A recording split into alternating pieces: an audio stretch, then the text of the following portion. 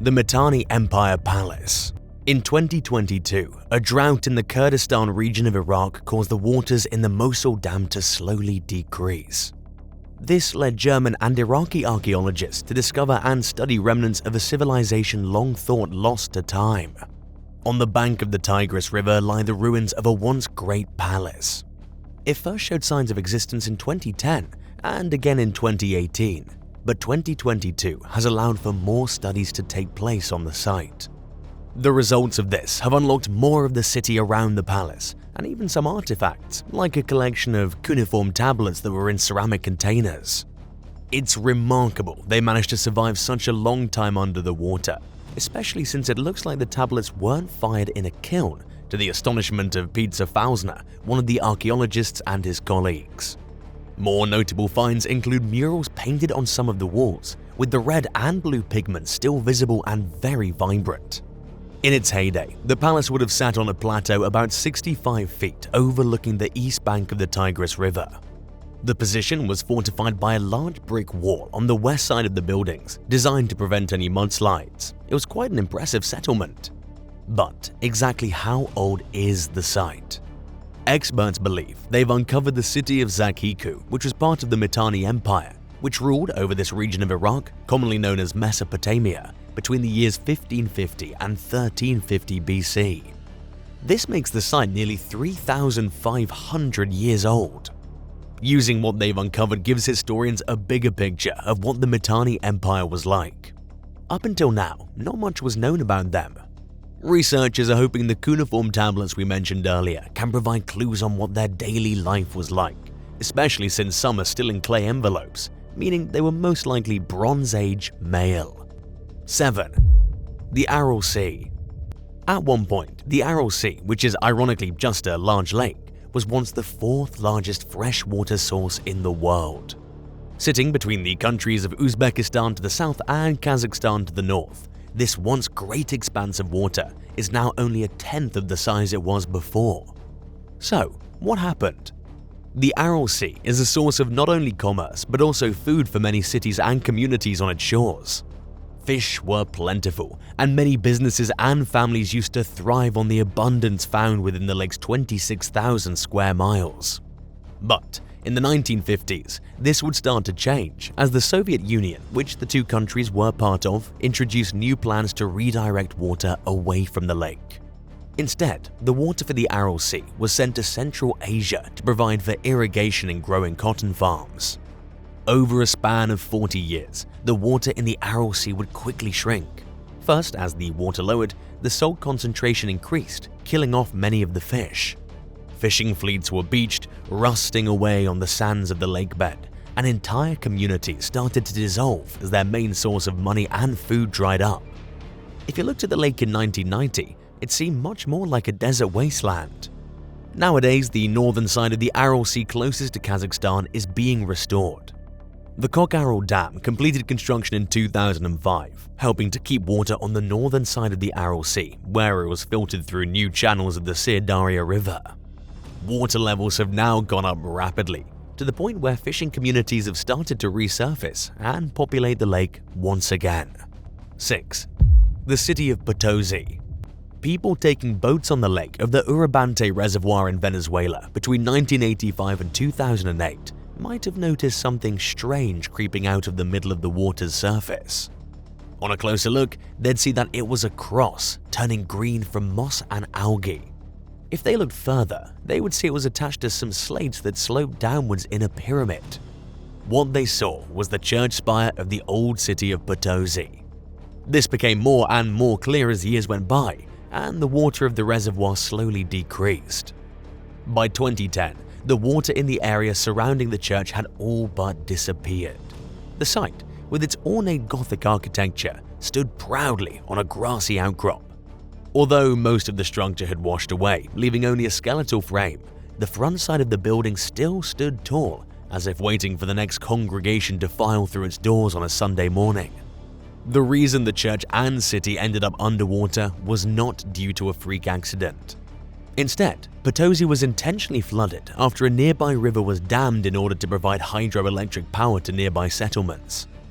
The Church of Potosi stands as a reminder of the lost city, submerged and forgotten in the name of civilized progress.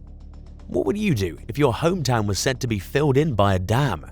Let us know in the comments below. 5. The ghost village of Asarado. As we see more changes in the weather, droughts and high heat are uncovering more and more lost towns and cities. A long period of drought in the Galicia region of Spain in 2022 revealed a village that hadn't seen the light of day for almost 30 years. As more and more of the buildings emerged, tourists and adventurers started flocking to the site of Asarado village, which was intentionally flooded to create the Alto Lindoso Reservoir. With cracked grey earth beneath them, they walked around ghostly remains, which almost served as a time capsule to the once vibrant village's life. Bottles were stacked up beside the old village cafe in crates as if waiting for a trash collection that never came. A broken drinking fountain still spouts water from a rusty pipe, though we doubt anyone would drink from it now. An old car sits decaying away in its final parking spot next to the wall of a decrepit building. Seeing the village again brought back nostalgia for some former residents, like Jose Alvaro who used to work there. For others, the re-emergence of Asarado sparks greater concern, as fears over dropping water levels due to overuse and a clear lack of rainfall could pose problems for the upcoming years. 4. Fabbrice di Carugini. The town of Fabbrice di Carugini in northern Italy was built in the 12th century. But this medieval town now lies almost completely underwater after the area was flooded in 1946 to make room for a hydroelectric dam. The people of the town were moved to a nearby city called Vagli di Sotto. Many of them thought they would never see their hometown again, but for those that managed to live to 1994, they'd get that opportunity. In 1994, the artificial lake covering Fabbrice di Carugini was drained for cleaning. This allowed many to return to the site, and other visitors too.